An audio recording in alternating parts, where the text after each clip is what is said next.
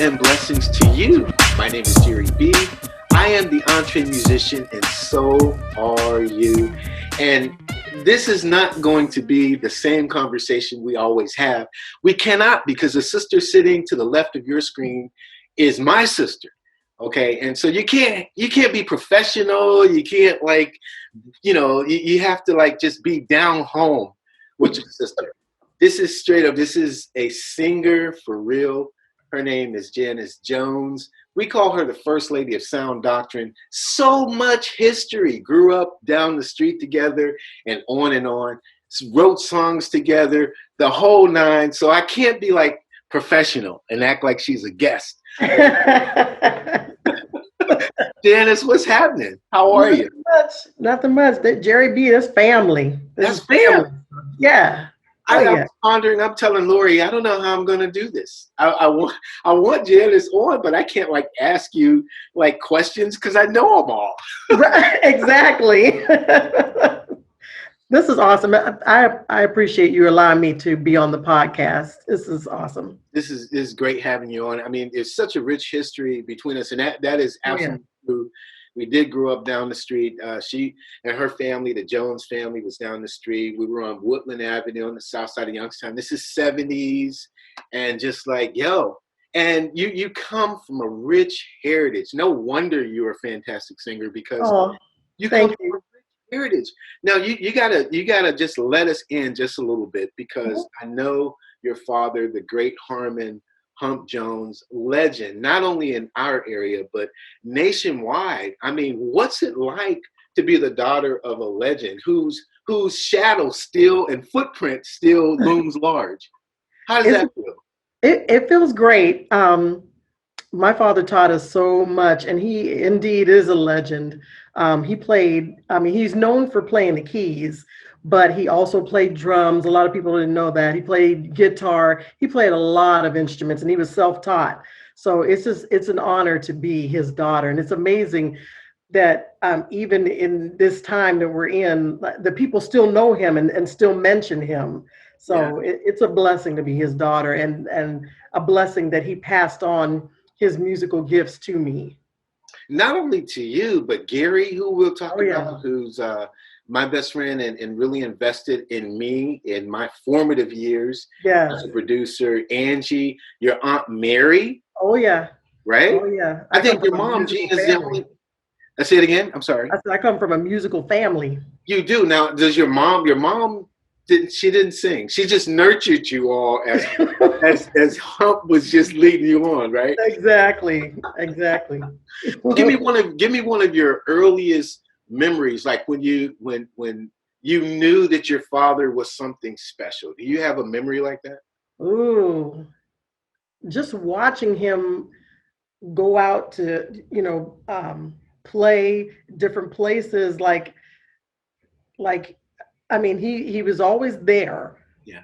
But at the same time, he was always going out to play because people were always calling him and always, wanting him to play. So just watching him go and do his thing. And even when he played at church, just watching him play for all the different choirs and just listening to his sound. It was amazing. Wow. Yeah. Wow. Now, so what did he gather you and Angie and Gary like Joe Jackson and make you sing? Joe Jackson. No, he wasn't like that. We all did take piano lessons from Dad. Uh-huh. Angela and Gary, they kept it up. I did not, and I wish I had, because it's like now I can't tell you what key I sing in. Well, I know what key I sing in now, but I mean, if I wanted to sing something and to say put me in D flat or whatever, I don't know that, and I wish I had kept that up. Wow. But we all took piano lessons. My sister still plays, and then I kind of took to the drums, and so did my brother. Yeah. So we both played drums. I played drums before I even started singing. Yeah. Yeah. So. Wow. So now are you the youngest? I am. I'm the baby. Didn't know that. Now that I didn't know. I didn't know because you're so bossy that I thought you. No, that would be Angela. She's the boss. So when did you start writing songs? You know what? I want to see. I always wrote because I'm like English was always my favorite subject because I always loved writing Mm, and I always wrote poetry. yeah, So it was like it was kind of the same thing, you know, with writing music and all. yeah. So I think the very first song I think I wrote more songs before the whole sound doctrine thing. I just never did anything with that. Is that right? You know what I mean? So you're still working on your album after all of this? Put me on the spot, Jerry B. It's amazing thing because with respect to calling you the first lady of sound doctrine, when we were in the building blocks and we were going to borders and all of those, Oh yeah, I good mean, times. great times. I mean, you and Angela, BB Bentley and Tara and Uh-huh. Janet Wright and even little Michaela, Mhm. coming to provide vocals. And I think I just had a piece of music. It turned out to be the song Bloodline, but Yeah. that's kind of been our partnership back and forth in the sense that I trust you because you always come up with the right melody, you always come up with the right lyric, you always seem to Oh, wow. convey what needs to happen. And I think Bloodline, and God knows we need big royalty checks. I'm still like waiting for that to happen, but Inside Out, Bloodline, Valley of Blessing. I mean, you've always just been so consistent with me, just Wow. to trust you with the groove and you handle it. Yeah, Is that from your dad? Is that what is that? Is that I don't think that's from my dad. naturally? Is that right? I don't know. It could be because he wrote a lot of songs too. So yeah, that could be. Yeah. Wow. He was writing songs when I was little. Yeah. Now your aunt Mary, Yes, she had a very good career as well as a singer. he did. Very Yeah. noted. Yeah. Did she sing any of her brother's stuff? Was she No, like no? no. No, because my dad was doing like secular stuff Yeah. before he started, doing the gospel music and everything. But yeah, she wasn't doing singing that. Is that right? She always like appeared to me as like a Sarah Vaughan, Yeah, something that's really like when we got older, she was more because she lived in California, so we didn't really get to see her as much. But when we did see her, she was doing more like the operatic, you know, gotcha. songs like that. Yeah. Very stately. Yes. You know what I mean? Oh yeah. My sister and I always call her the mayor because she's so regal. And when she comes to town, everybody comes to see about her. So yeah. Oh man, well that's true. Now we have to spend a few minutes on my brother, your brother, biologically, Gary, who was by far the most talented person that Oh I yeah. had ever met, who could do it all. And it seemed Mhm. like anything that Gary perceived, like Yeah, if it was just a little tiny concept of an idea, he went overboard with making it manifest and come to fruition. that's Tell me true. about growing up with Gary Jones. Oh my God. Where do I start? I mean, even as a kid, because Gary was also a very talented artist. He could draw anything. And it started when we were kids. He would sit in front of the TV with his Dr. Seuss books and he would just draw. Like Dr. Seuss, he would draw anything, you know, and he just got so great at it. And he always loved music. He was always playing music. I learned everything I know about Parliament and Funkadelic from him because he was the Parliament Funkadelic king. Yes, So yes. yeah, and everything that's around that too, like Bootsy Collins and Brides of Funkenstein and all of that I learned from him.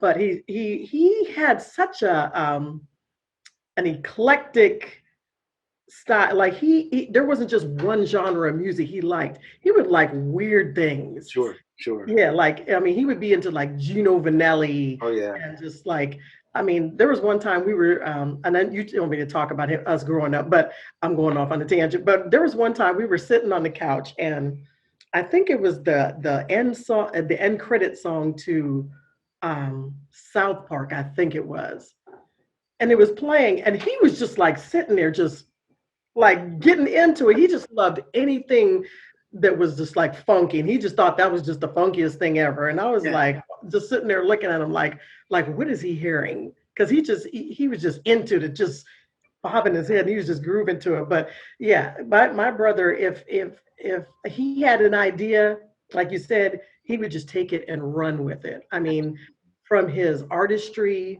to his with his drawing to his artistry and music, Correct. he was just determined. I mean, he only went so far with my dad, and teaching him how to play the piano, but the rest he Yeah. took and just he learned on his own. Definitely. He just, he took that and ran with it. So he is the most creative out of all of us, because he just let nothing stop him. And whatever he set out to do, he made sure he did it. He did the Absolutely. research, and what he didn't know, he did the research, and he did it. Everybody wouldn't know or be familiar with the song I Can Only Imagine. And, it's oftentimes that I wonder, and I mean this wholeheartedly, maybe I'm going off on a tangent too, but what assignment does God have for him in heaven with, because Gary could sew, he Yeah. could dance, he could, compose music. When we were talking about putting Chocolate Pulse together, which was our first label, Gary designed the logo. He did the research on what we needed to do. He brought maps of the United States with pinpoints of where we should be releasing our music first. He gave us a list of radio stations back then. I mean, it was just like, this guy is absolutely incredible. And I do believe in life in the hereafter. And I believe that Gary's in heaven. And I wonder, God, what is Gary doing up there? You know what? There's no telling. He's probably praise dancing or something. He probably is, because even in that, we were just surprised that he even got into praise dancing. And he was, well, I shouldn't be surprised at that, because with the pop locking and all of that. Right. Even it just made me think about it when you were talking about everything that the concept with Chocolate Pulse and everything. Same thing with the dancing. That's right. He was like, I can do this. He picked out, the people he wanted to dance with him. He made the routines. He made all of their mixes. That's right. And their clothes. Yeah, and their clothes. Yes. I was like, yeah, anything he set out to do, he was determined to be the best at it.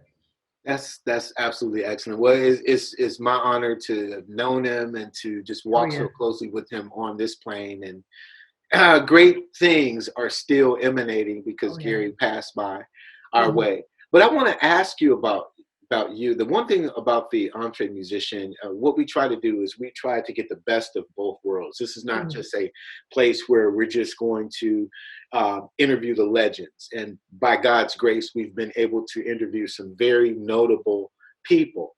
But those who are in various degrees of their career, we want to know what's happening and pull back the curtain and see, what's happening with those artists as well.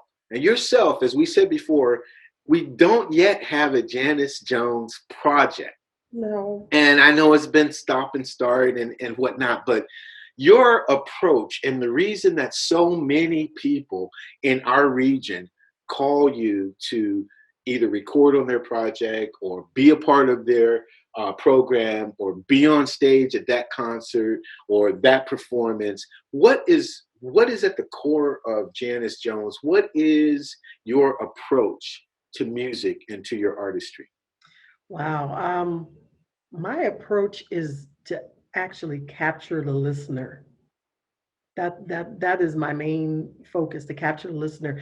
It's one thing to be able to do all the vocal acrobatics and that, but you want them to hear the sound that you're creating, first off, and then second, the message in what you're trying to convey, this in the song. Especially with gospel music. Okay, well, with secular music, you want them to hear, the sound.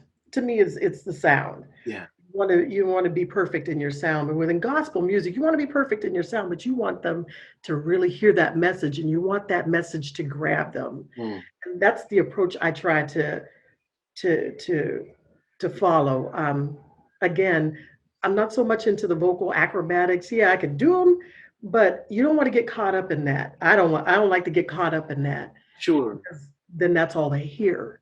Right. Well, what did I say? What did I sing? Mm. What was the message? Yes. Now tell me this, because I've seen you in both dynamics. I've seen you as a lead singer and I've seen you as a background singer. So Mhm. what is your approach to being a part of blending to back another artist up? I mean, Mm. there's that aspect of being heard, but how do you captivate? And I know some answers from other singers, but I want to know Janis's, in the sense that you are a part of this trio or quartet who's backing up this lead singer. Mhm. What is your approach in captivating the audience there? Dynamics. When you're singing background, you don't just want to sing. You want to bring dynamics to that. If you're singing oohs, you want to make those oohs dynamic. You want them to hear the background, but at the same time, you're enhancing the lead singer. You don't want to drown them out. Mhm. So it's just trying to enhance that lead. You Mhm. know what I mean? If there's a swell in the song, you want that background to swell. You know Yeah. what I mean? So it's mostly to enhance that lead singer. Yeah. And also in your singing, you want to express with your hands. If you're singing about how good God is, you don't want to just stand there and just say, God is good, because it doesn't look like he's good. You know what I mean? Right. But you want to sing, my God is good. Yeah. Your facial expressions tell the story as well. I learned that from Pastor Darren Thomas. Excellent. Your facial expressions tell the story. Wow. That's an excellent answer. Now, without exaggeration, I'm certain by my count, from the Mhm. time that you first approached the microphone, you've been a part of at least 5,000 projects, whether they've been live or in the studio. That's no exaggeration. What if you can pull down what was the most rewarding experience? You mentioned Darren Thomas just a couple seconds ago, and he Mhm. had these awesome oratorials, down in Youngstown. But what was the most challenging or most rewarding experience that you've had? I said challenging because that's going to be the second question. So what is the most? There were so many rewarding experiences, but I want to say that the most rewarding experience I had was doing Sincerely Youngstown. Mm, That to me was amazing for me, because I got a chance to do exactly that, to capture the listener, to do what I love, first off to sing, yeah, and to capture the listener and to create, because that was a secular, sure. show, but just to capture the listener, to create a show. Hmm. I had never done that. And that was my first time doing it. And it was just amazing. And I that was my most rewarding experience. That's excellent. That's excellent. Now, what's the most challenging? And don't say working with me. Okay. That Jerry Bulett, no. The most challenging, um, the most challenging I would say is um uh I think writing songs, because sometimes they don't flow as like back then when we were doing the early SounDoctrine years, they were flowing. But as you get older, the creative juices don't flow like they used to, and sometimes it takes a little more time. But I think I want to say writing now is a little challenging for me. I see. Well, then Yeah. that means we have to prod you on to write more. I know, I need to do that. And this whole COVID pandemic, while we've been, sheltering at home, Yeah. I feel like I should have been doing that. So yeah, and I haven't. So is there while we're here? Let's just, because everybody's watching. Okay. So Mhm. while we're here, is there a Janis Jones project that will happen within the next 2 years, next 18 months? Yes, there needs to be, and I keep saying that, but yes. Because what I'll do, and I'll just tell my secret to everybody, why not? Because we've talked about it, we've listened Mhm. to things, we've not, but I'll give you a couple of weeks, and if you don't call me within a couple of weeks, You're calling me again. I was No, like, yeah, push me, please, because yeah, I but need to. You do need the world needs to know your voice because it has an anointing on it that you just can't keep with you.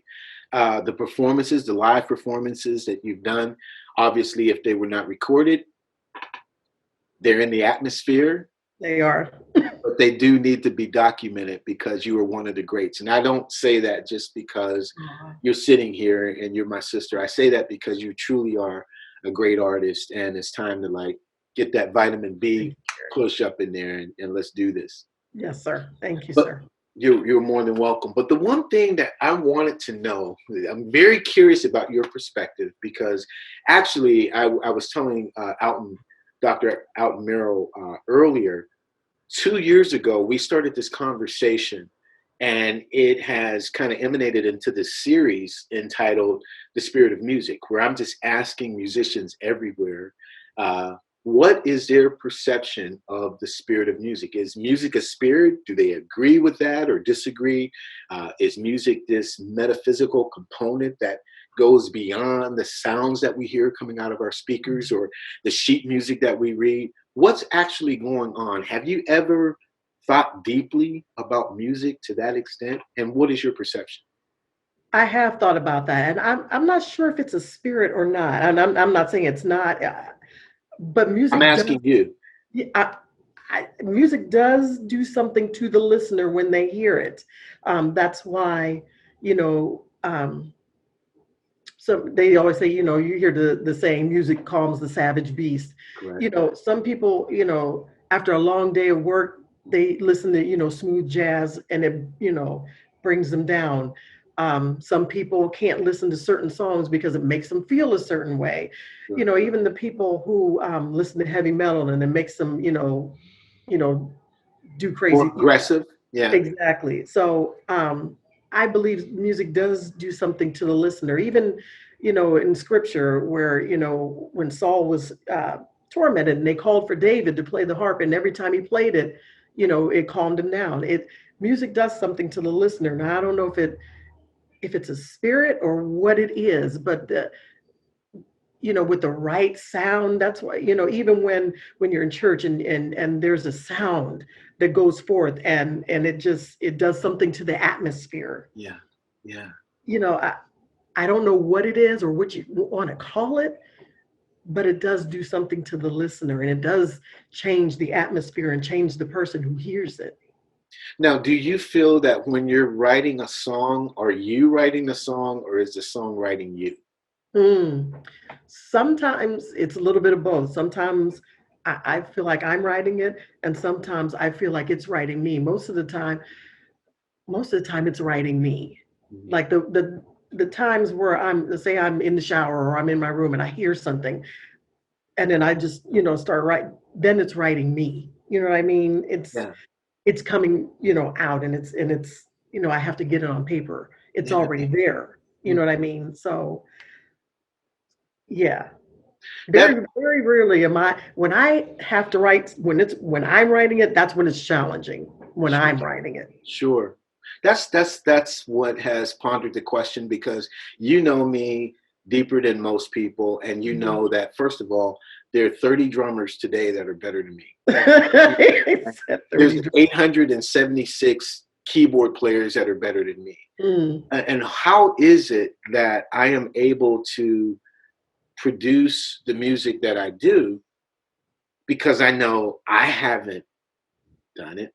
I know mm, I can be in a space where, by God's grace and technology, you yeah, know, He allows these sounds to come from me, but I can't, quote unquote, take credit and go, well, yeah, I wrote that because exactly. I know this, that, or the other. I'm certainly not a Dr. Alton Merrill or a Cliff Barnes or Right. a Philip Jones, but somehow it happens. So to me, it's worth exploring what's happening, what's going on.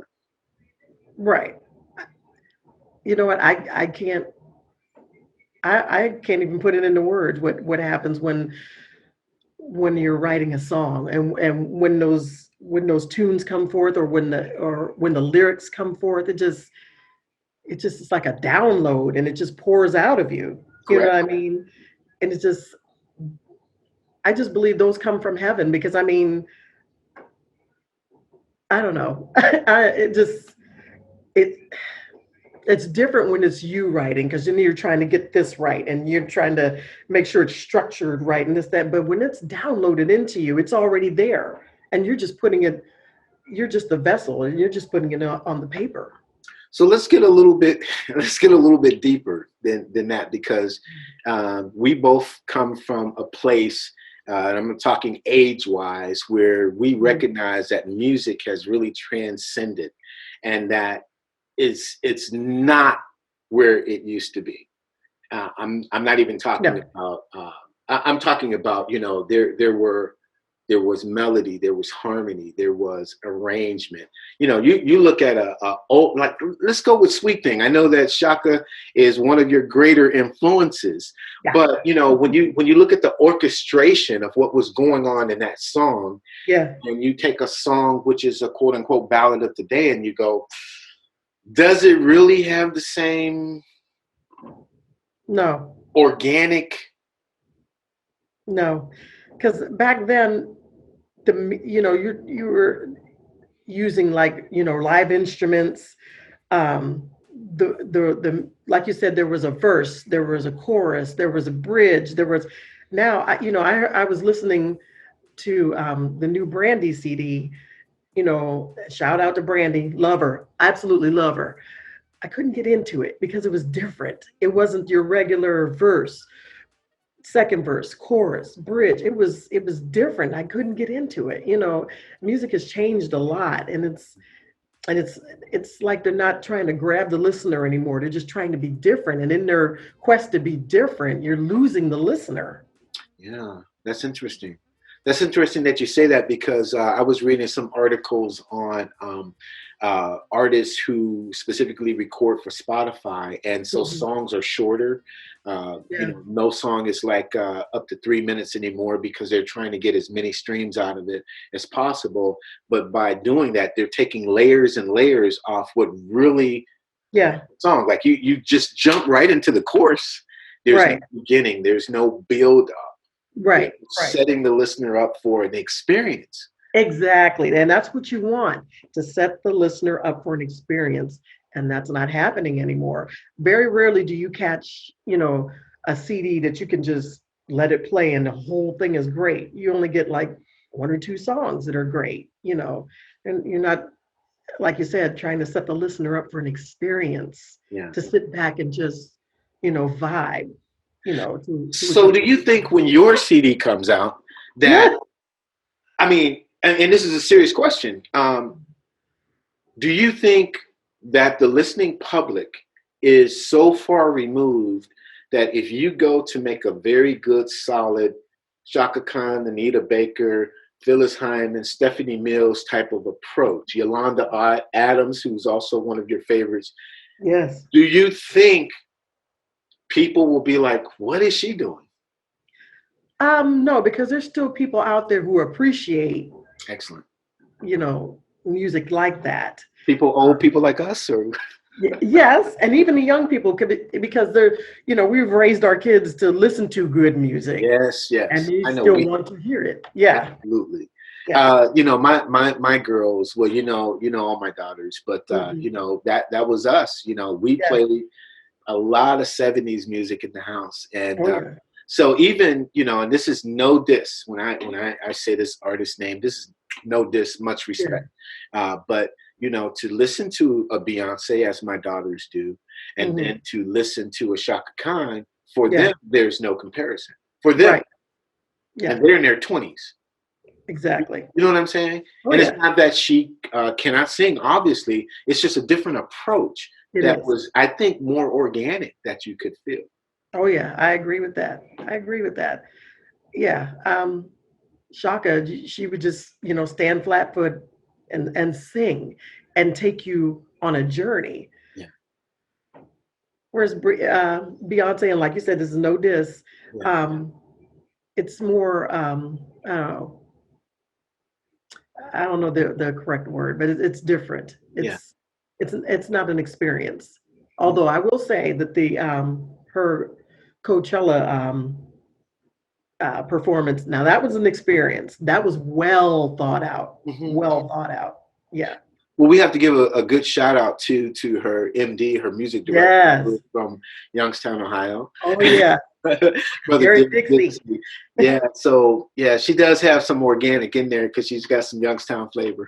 Oh yeah. There you go. There you go. Shout out to the yo.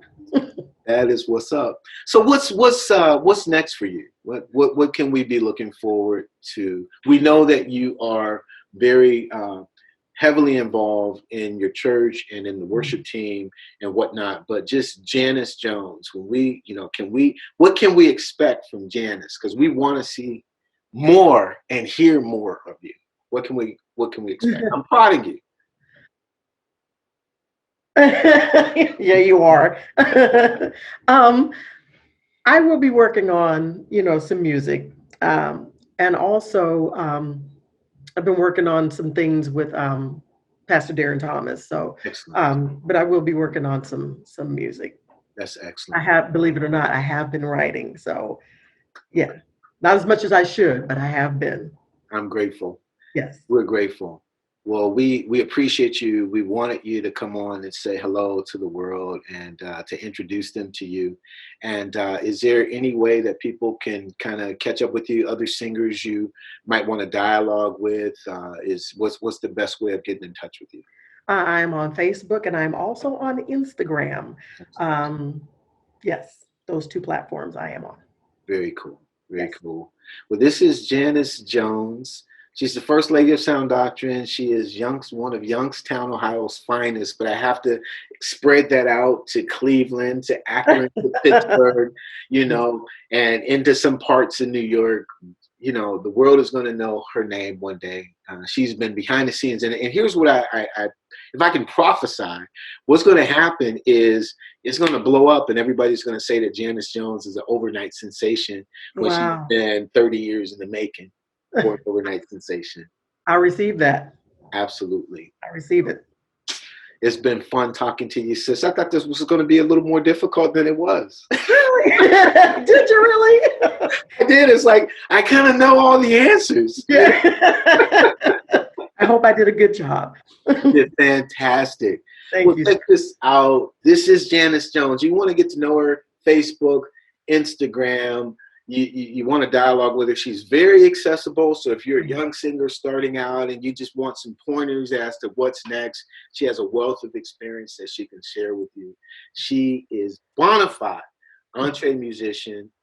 I am an EntreMusician, but you know You what? are. So are you. So we will see you again next time. God bless. God bless.